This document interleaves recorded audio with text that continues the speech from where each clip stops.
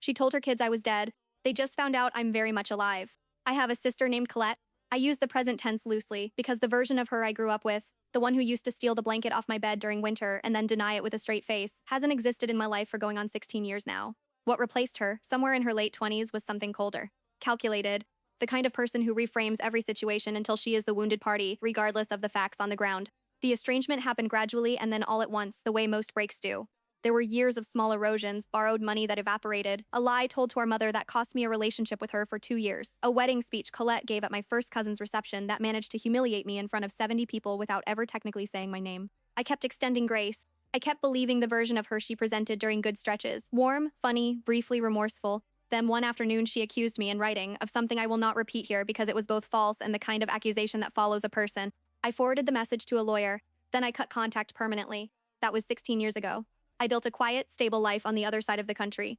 A career I'm proud of. A partner who knows the whole story and never once made me feel like the estrangement was something to be ashamed of. Friends who became the kind of family you assemble intentionally rather than inherit accidentally. I did not spend those years consumed by what Colette was doing.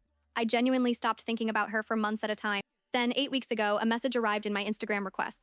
The account belonged to a 19-year-old girl with Colette's last name and her exact jawline. Her name was Priya. The message was 4 sentences long and I had to read it 3 times before my brain would process it. She said she had grown up believing I was dead.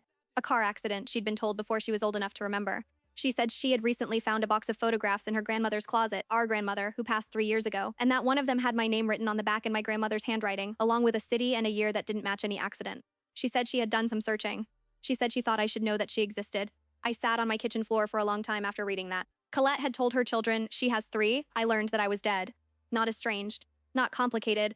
Dead. She had constructed an entire absence, given it a cause, and handed it to her kids like a fact of the world. For nearly 2 decades, those children grew up with a ghost for an aunt. A clean, uncomplicated ghost who couldn't contradict anything or show up inconveniently or tell a different version of events. I wrote back to Priya the same evening, carefully, slowly aware that she was 19 and had just discovered that a significant piece of her family history had been deliberately falsified by her mother. I did not say a single cruel word about Colette. I answered her questions honestly. I told her I was sorry she found out this way. I told her she had done nothing wrong by reaching out. We have now spoken 4 times over video call. She is sharp and funny and asks excellent questions and looks so much like photographs of our father at that age that it occasionally stops me mid-sentence. Colette, as far as I know, is aware that Priya found me. I have received no contact from her. I expect I won't. A person who is capable of telling their children their aunt is dead is not a person who responds to exposure with honesty. But Priya is coming to visit next month.